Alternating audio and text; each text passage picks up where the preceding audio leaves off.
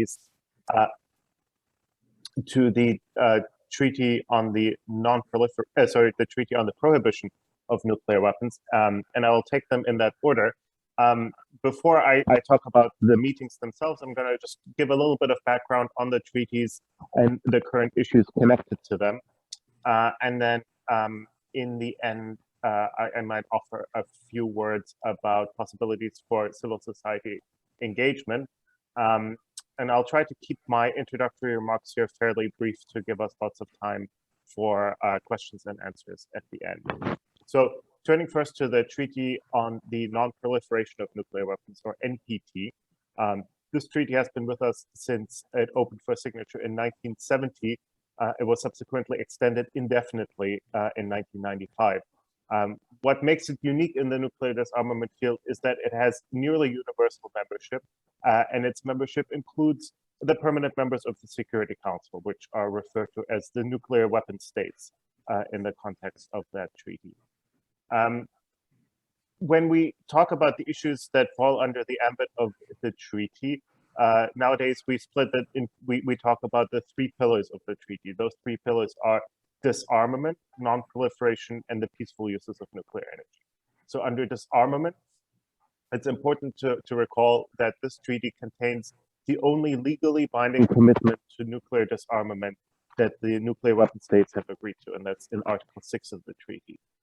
Non-proliferation is, of course, what gives this thing its name, and it includes, for example, an obligation on the nuclear weapon states not to transfer nuclear weapons or nuclear weapons-related material to the non-nuclear weapon states. And the non-nuclear weapon states undertake obligations not to receive or to develop nuclear weapons, and they accept safeguards on their civilian nuclear programs to ensure that they remain dedicated entirely to peaceful purposes. Finally, there is the peaceful uses of nuclear energy. The treaty in Article 4 recognizes an inalienable right of states to use nuclear energy for peaceful purposes, and it also encourages cooperation in that regard, particularly to the benefit of developing countries. Perhaps before we turn to the upcoming review conference, I'll say a couple of words about Npt Review Conferences in general, because it's sort of worth looking at what kind of a unique disarmament meeting this is. So these review conferences usually take place every 5 years. The one that we're about to have next year was actually due to take place in April and May 2020, but it was postponed due to the COVID-19 pandemic. And they're each preceded, they take a month, and they're preceded by 3 prep comms, one in each of the 3 years prior to the conference. So it's really a very big meeting that's prepared very extensively. And these review conferences have in the past produced significant agreements. So I mentioned the indefinite extension of the treaty. The treaty was originally only agreed for a duration of 25 years, and it was extended indefinitely at the Review and Extension Conference in 1995. In 1995, there was also a resolution on the Middle East, where there was recognition that there should be a Middle East zone free of nuclear weapons and other weapons of mass destruction. The 2000 Review Conference produced agreement on the 13 practical steps for non-proliferation and disarmament. And in 2010, the states parties agreed on a 64-point action plan for nuclear disarmament, non-proliferation, and the peaceful uses of nuclear energy. And the effect of these review conferences really felt beyond just the NPT. Because of their sheer size, because of the importance that's attached to them by the 191 states parties, they really set the tone for nuclear disarmament negotiations over the next 5 years until the next review conference. So, for example, one of the big outcomes in the 2010 conference was an agreement to convene a conference on the establishment of a Middle East zone free of nuclear weapons and other weapons of mass destruction. And the next 5 years were really taken up with efforts to convene that conference, which ultimately did not take place. In 2015, the conference failed to adopt an outcome. There was no consensus, but the discussions at the review conference laid the groundwork for a more intensive consideration of the humanitarian consequences of nuclear weapons, and helped really to launch that movement that ultimately culminated in the negotiation and adoption of the Treaty on the Prohibition of Nuclear Weapons, which we'll talk about in a moment. So what we have in front of us now is the 10th NPT Review Conference. We used to call it the 2020 NPT Review Conference, but it is now due to be held in January 2022. At least that's the tentative agreement. States parties will be meeting later this month, as early as next week, to decide whether or not to actually go ahead with those January 2022 dates. The states parties have designated Ambassador Gustavo Zlaubinen of Argentina to preside over the conference, and he has also been guiding the discussions in the lead up of that conference since January last year. So the idea is that COVID conditions permitting to have a normal review conference, which means that there will be an almost 1 week of general debate where all the delegations get to make statements, often at a very high level. We've had ministers, but even also presidents making statements in the general debate. And then 3 main committees will meet, each dedicated to one of the pillars of the treaty. So we have one on disarmament, one on non-proliferation, one on the peaceful uses. And they may in turn establish subsidiary bodies. So each main committee may have one subsidiary body. That's been the practice in the recent past. And the subsidiary bodies are usually see it as their purpose to look at some forward-looking elements for an eventual outcome document. And the goal is to have a consensus final document. There has not, though it's theoretically possible, there has never been voting at the NPT. So consensus agreement amongst all states parties on a final outcome that both reviews the operation of the treaty over the past 5 years, but also offers forward-looking recommendations. And that's often, you know, what gets remembered. Those portions, the outcomes of previous review conferences that I mentioned earlier, are all the forward-looking portions of the outcome document. Now, what will the states parties be discussing in particular? Well, if we look under Pillar 1, the discussion has really been about the need to reaffirm past commitments and to say that all the commitments that states, and particularly the nuclear weapon states, have entered into in the past are still valid and still need to be implemented. Then there's traditional nuclear priorities. So if you're familiar with any other discussion on nuclear disarmament, you know these priorities like the negotiation of a fissile material cutoff treaty, the entry into force of the comprehensive nuclear test ban treaty, and a provision of legally binding negative security assurances to the non-nuclear weapon states. In addition, recently states, especially Western states, but others as well, have spoken about the need to take steps to reduce nuclear risk. So the words here are nuclear risk reduction. The idea being that, well, until we eliminate the nuclear weapons, we need to make sure that they're not used, be it accidentally or through misunderstanding or even doctrinally. And also nuclear disarmament verification, the dialogue of which has really intensified in the time since the last review. On Pillar 2, a lot of the discussions will look very familiar to those of you who have experience with previous review conferences.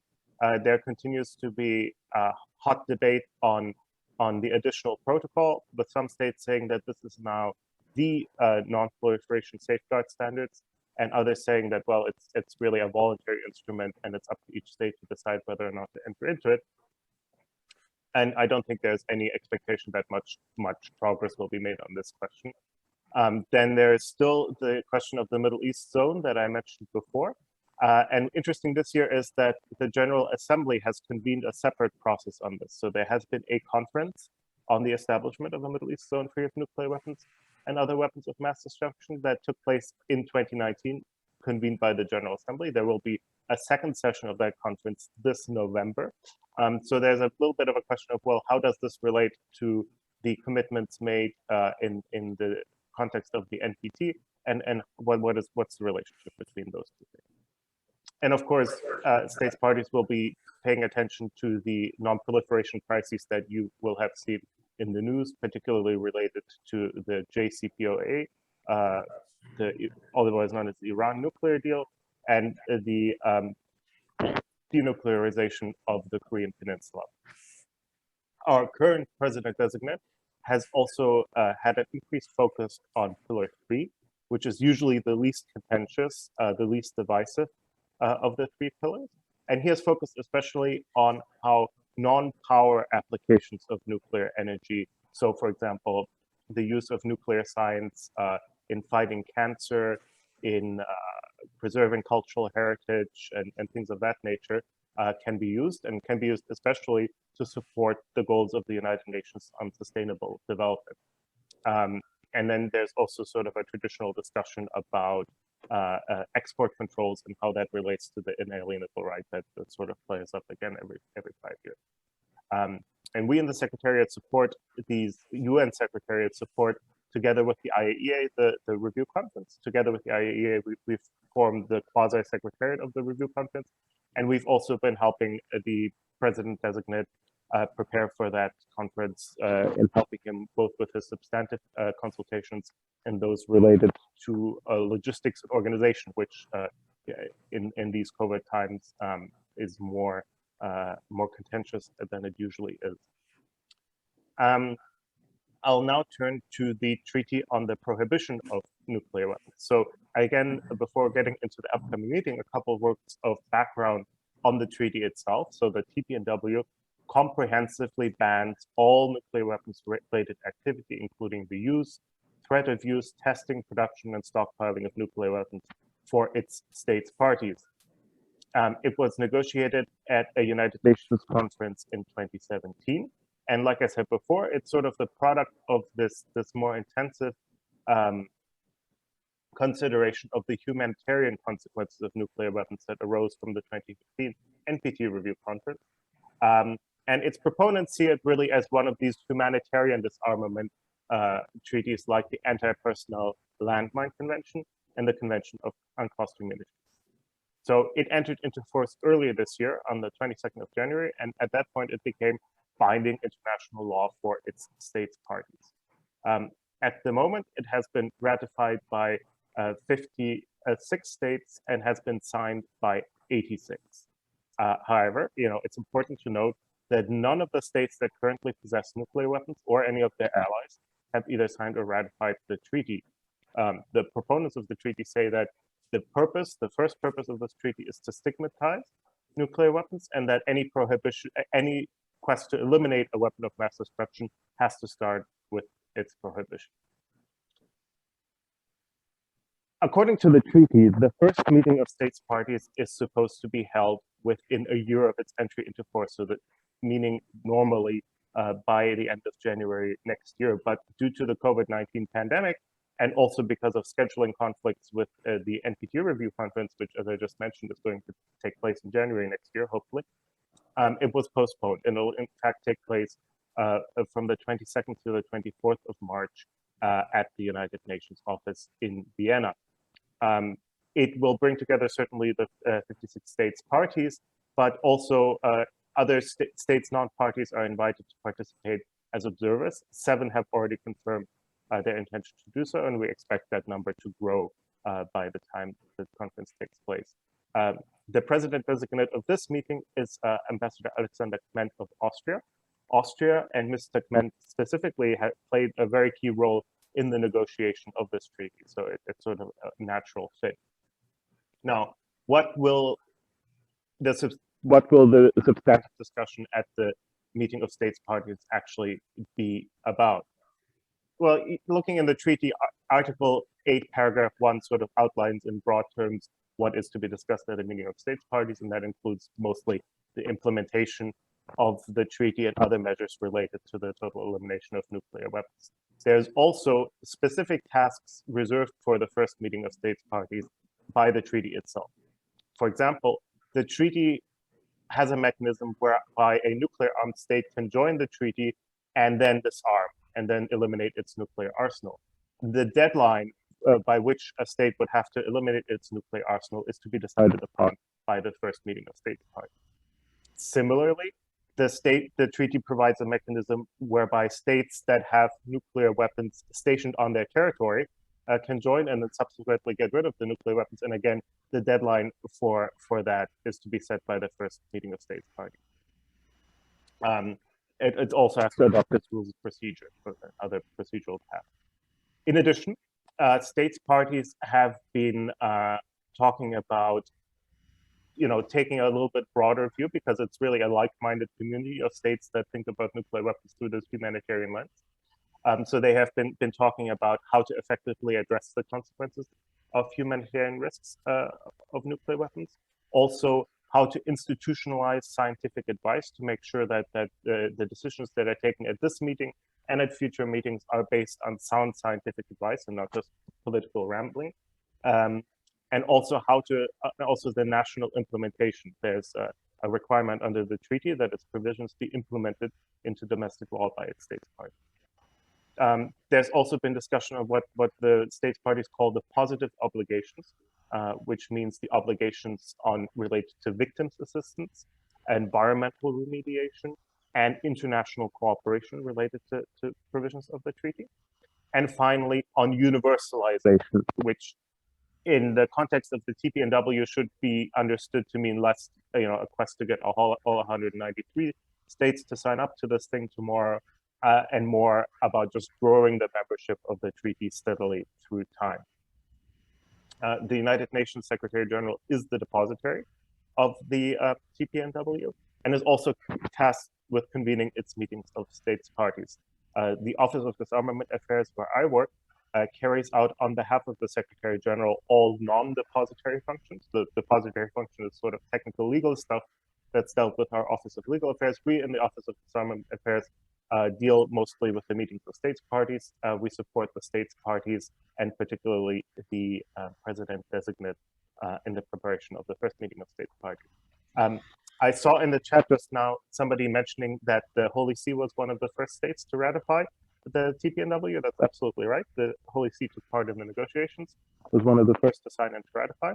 Holy See is also a state party to the NPT treaty, to the NPT, and regularly takes part in meetings related to that. I'll mention that both of these, by UN standards, both of these processes are relatively open to engagement by civil society. They each have a civil society coordinator. In the case of the NPT, it's an NGO called Reaching Critical Will. In the case of the TPNW, it's ICAN, the International Campaign to Abolish Nuclear Weapons. And through that, if your organizations are interested in participating, if you personally are interested in participating, through that, through these coordinators, you can get information on how to do so. And the TPNW in particularly was really a result of cooperation between interested states and interested civil society, and the states parties are very much aware of the need to continue to make it an inclusive society, an inclusive process where civil society organizations and experts can have their voices heard. So I think I'll leave it at that, and I'll take any questions you might have.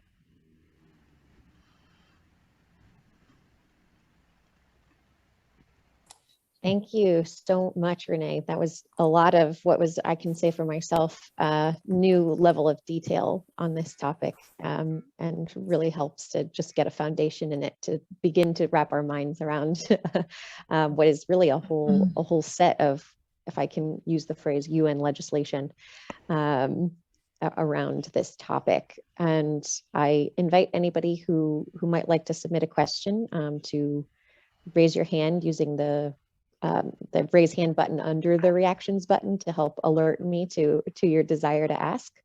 And if I can, while people are finding that button, I would love to open with a question that I had as you were speaking, which is that a few times I heard the use of the phrase, the inalienable right to the use of nuclear energy for peaceful means.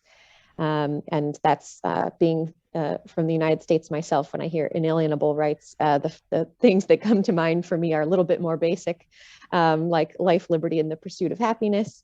So it's kind of jarring to hear it it's in this context. And I was wondering, is this terminology or this kind of rationale or claim that's made by states as an inalienable right, is that different in any way from claims of simple state sovereignty, or is it something more nuanced and complex than that, that allows it to be applied to something so specific that I wouldn't necessarily say is an inherent good? I mean, that's a really good question, and I also find the terminology a bit strange and a bit jarring. You know, state sovereignty is a concept that derives from customary international law. Use Kogan's, it goes back hundreds of years, but it's not specifically, we can't specifically point at a modern day treaty and say, well, this is where state sovereignty comes from. The use of the phrase inalienable right to the peaceful uses of nuclear energy comes specifically from the NPT. It's written in Article 4 of the NPT. That specific phrase is written there. And it was part of the bargain at the time that the treaty was negotiated. The non-nuclear weapon states say that, you know, well, if we're going to have to accept this you know, really quite burdensome regime of international safeguards, you at least have to, you nuclear weapon states and our fellow states parties have to guarantee to us that we will at least continue to be able to allow to use nuclear energy for peaceful purposes. And so they use the phrase inalienable right. Would I have counseled them to use that particularly human rights sounding language? Perhaps not. But this is the language that we're stuck with, for better or for worse.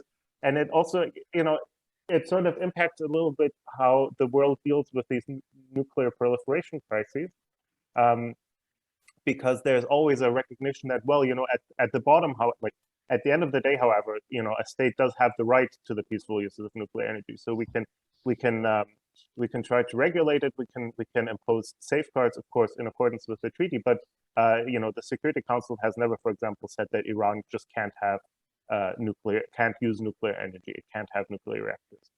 There's a recognition that there's a right to use it. Great, thank you. And I see two hands raised, so we'll go to Frank McCann, followed by Winifred, please. Hi, Rene. Thank you very much for your insightful remarks. My question has to do with the fact that the UK has increased or has threatened to increase its amount of nuclear weapons by 40%. And my question is, isn't that the first time a signatory to the NPT has increased the number of its nuclear weapons? And if so, does that signal a breakdown in the effectiveness of the NPT?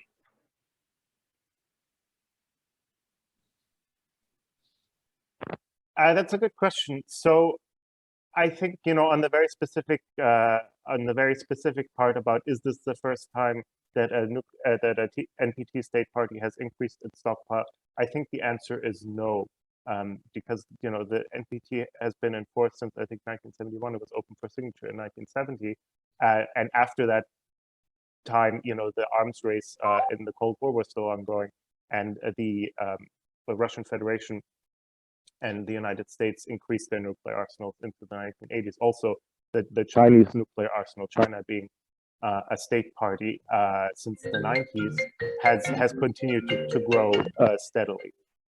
So no, it's not the first time. How is it? How can we square this increase in the nuclear arsenal with the commitment in Article 6 of the NPT to nuclear disarmament? That's a good question. And it's a particularly good question because the United Kingdom itself has in the past characterized its own decreases in the nuclear stockpile. They've been sort of gradually decreasing since the end of the Cold War, as a means of implementing their Article 6 obligation. So it's sort of an interesting question. That all having been said, I think it's important to recognize that the amount of nuclear weapons held by the United Kingdom is very small in comparison to most of the other nuclear weapon states. So they have their current target is 180, I believe, and they're set to increase it to 250 or something like that. You know, by comparison, the U.S. and the U.S. has and the Russian Federation together have in excess of 8,000 nuclear warheads. So it's a somewhat it's a somewhat different scale. So I think it's a question of the signals it sends rather than the sort of empirical impact that the stockpile increase would have. Thank you. And Winifred? Thank you very much, Rene. We need more experts like you to keep us aware and informed and up to date with regard to your specialization. And I suppose I'm reflecting on it coming from a moment where we as a group would have been looking at gender justice, at climate justice, at social justice, and so environmental justice. And so we're looking at all these aspects of justice. And I suppose up until now, and thank you, Teresa, for this, like we might not have been inclined to take in this specific topic. And even when you mentioned about nuclear arsenals, I mean, you even make me afraid because so much is going on with big powers around what has to do with the end of the world as we know it and the end of humanity. So like it seems that in some way, like how can we bring all of the other justices that we're working on to impinge on this particular area and not to have it siloed? That would be a kind of my concern coming from, a very different specialization to what you're presenting there, and deeply appreciating what you're sharing with us, because I think we need to hear this and we need to in some way begin to see how to mix and match the lines and impact one another. And while we might have had been aware of the arms trade, and we often call for a decrease in financialization in terms of markets for military hardware, etc., in favor of the earth and in favor of justice and redistribution, etc. How do you see like what most of us are coming from and your expertise beginning to maybe work more closely together? Thank you, Rene, and thank you again for your deep sharing and your knowledge. And we need people like you to be at the forefront on behalf of all of us. I can't say that strong enough because I don't know. And as I say, you make me afraid when you talk. So thank you. Thank you very much. And I mean, unfortunately, it is a scary topic. Now, on the question of silos, you should just know that the UN Secretariat is like historically bad at avoiding silos. So I may not be the right person to give you a good answer here. But I will note that you mentioned gender justice, climate justice, environmental justice. There are links here to nuclear disarmament. A lot of the discourse around nuclear weapons nowadays speaks of nuclear weapons and climate change as the two existential threats to humanity. And I think that's sort of a useful way of looking at it. Of course, the difference being that even in the worst case scenario, climate change would take decades, centuries to extinguish the human race, whereas nuclear weapons can do it in a couple of minutes. But there's also links to, in the disarmament field in general, there has been over the past decade or so an increasing recognition of the gender dimension, and that has sort of two aspects to it. The first is an increasing recognition that women should be represented properly, equally in nuclear disarmament negotiations. So there are in the context of the General Assembly, there are resolutions on the subject. There are working papers at the NPT. Working papers is sort of how states get their ideas out there. So there have been working papers on this. And in the TPNW, being a much younger treaty, having only been written physically in 2017, there is a commitment to gender parity in that treaty. The other dimension is, of course, the gendered impact of nuclear weapons. Nuclear weapons don't affect men and women in the same way. I mean, obviously, if you're killed from the explosion, you're killed in the same way. But if you look at the longer term impacts of testing, of radiation and things like that, there's a need really to understand the gendered impact better. And again, the TPNW has a recognition of that need written into its preamble.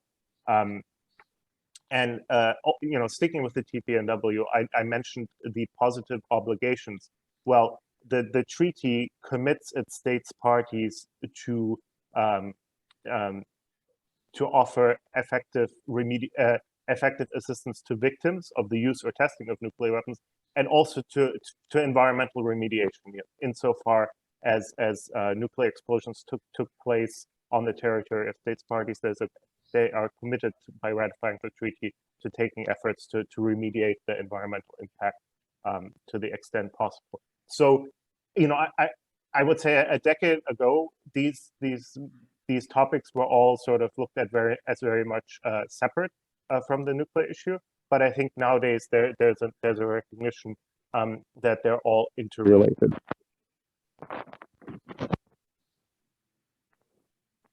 So I think we'll try to squeeze in the final two questions that have already kind of been posed, one from the chat box and then one from a raised hand. So I'll read we'll put forward both questions at the same time, and you can answer them in whatever order you see fit.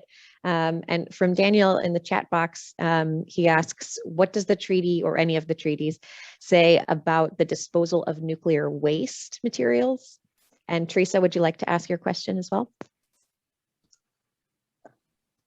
Thank you. I had learned that during COVID, the nuclear states spent over 72 billion in nuclear armaments, not because of security threats, but because of heavy lobbying from nuclear arms manufacturing companies. So how can we counter that governments don't fall victims to their lobbying to increase their stockpile?